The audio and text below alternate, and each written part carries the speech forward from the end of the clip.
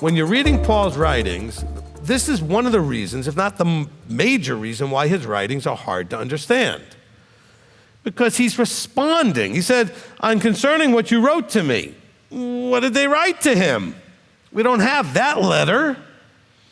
So he's addressing things that were brought up. Just like when I do a zone meeting, people ask questions and I answer them. What if you only heard the answers and not the questions? It could be a little tough. Now that's unique to Paul because everybody else is just writing a general letter to the dispersion. That's what Peter does, and that's what James does, that's what John does, right? But these are to congregations that are having issues, and they're asking their head pastor, so to speak, their head overseer, because they had local elders. This is their head, though. "Hey, Rav Shaul, we don't know what to do with this." He says, listen in verse 5 before I explain verse 4. "Do not deprive one another except with agreement for a time." You're married to me? If I want access to your body, I should have it. You want access to mine, you should have it. Unless we agree for a time. Okay? So that's, again, maybe a marriage problem. Maybe you don't want to have as much intimacy as the other person wants to, and you're not in agreement. Now you have a marriage problem. Okay? So this is saying that you need to come to agreement, but you have to say, do not deprive one another. Look, ladies, more than anybody, more than the men, use it as a weapon. I'm not giving you access if I'm not happy with what you're doing. And it's going to only hurt you. You're going to end up with nothing. You're going to have a man who doesn't care about you. He's going to cheat on you probably or some other. You cannot deprive him of what he needs access-wise. And it can go the other way too. I got to promise you right now, most of your marriages, whatever level of suffering you're having, is because you're not intimate enough. You're just not.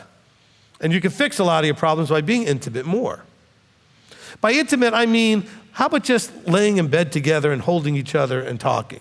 I'm not saying it has to be just intercourse. It doesn't have to just be sex. But how about the intimacy of holding each other? All right? You've seen me in public to some degree. If my wife walks within any few feet of me anytime at the house, I'd walk over and give her a hug. I get a few seconds of holding.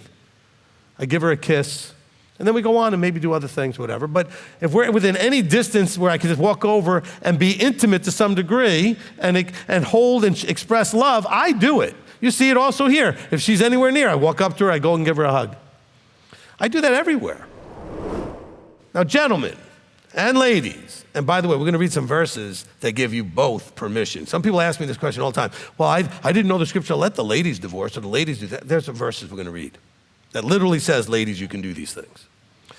If you're not getting what you need in your relationship, all of you need to hear this. Do not go out and get it somewhere else inappropriately.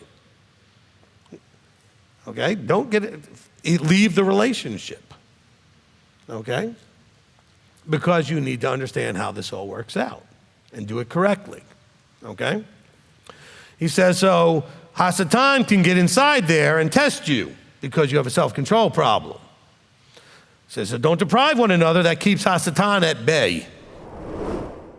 But if they do not have self-control, let them marry. So I'm not forbidding them from marriage.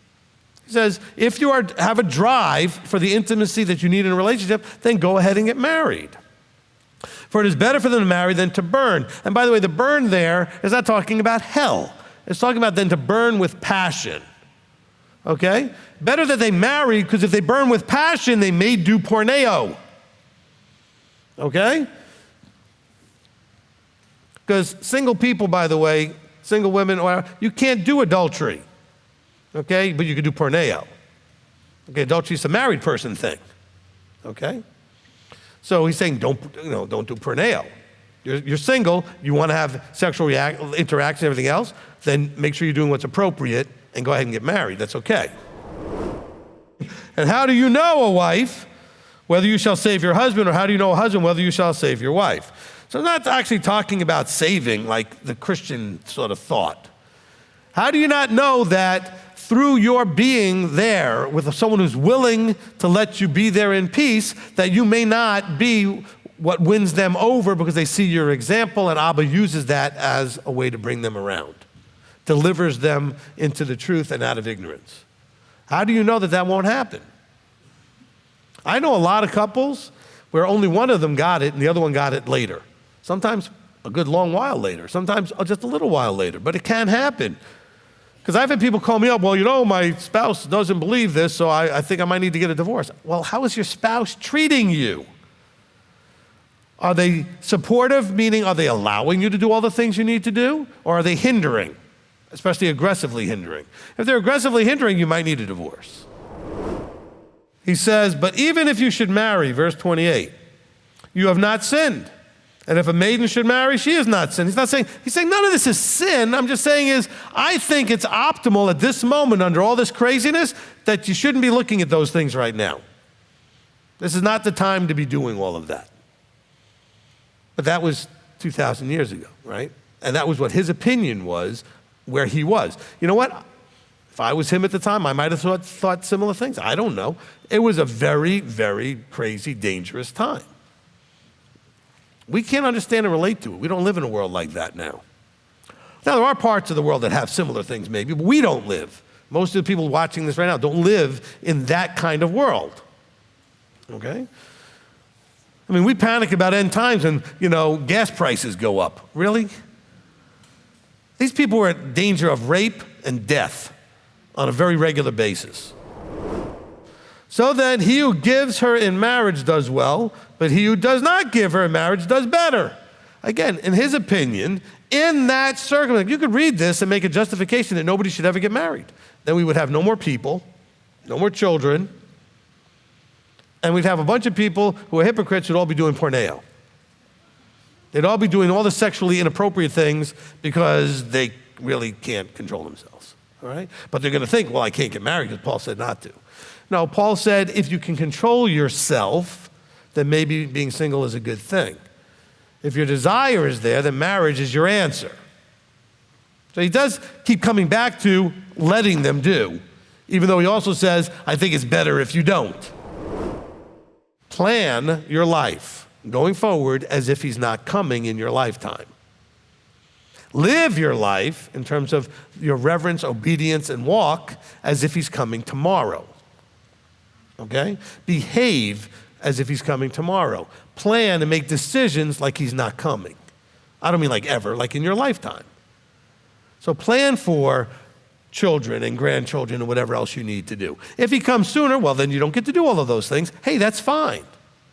But if you don't plan for it and he doesn't come, which has happened for 2,000 years, you're going to be setting yourself up for all kinds of really bad situations because you will not be prepared for him not to be here while you're so busy preparing for him to come. So do both. Live your life so you're ready when he comes. But plan your life like it may be the next generation that gets to see him return. But by giving the intimacy on a very regular basis as agreed by both of you, okay? One wants it more than the other, fine. Find something you both agree on. You're not going to get there if one decides it has to be my way. By the way, nowhere in here does it say that the man just decides it has to be whatever he wants. Okay, if you can't agree to whatever your wife wants, then maybe you need a different wife, or maybe she needs a different husband. But you should come, because if you can't agree, you don't have a marriage. Marriage is an agreement. And you got to find a way to come into agreement. Enough disagreement, you got a real problem. Okay? Intimacy disagreements creates a real problem, because then what happens is I know this is kind of a esoteric term, you say that I don't love him anymore. I don't love her anymore. I just don't feel in love anymore. Love is a sort of ethereal thing, but you know what? A loveless marriage is not really a marriage.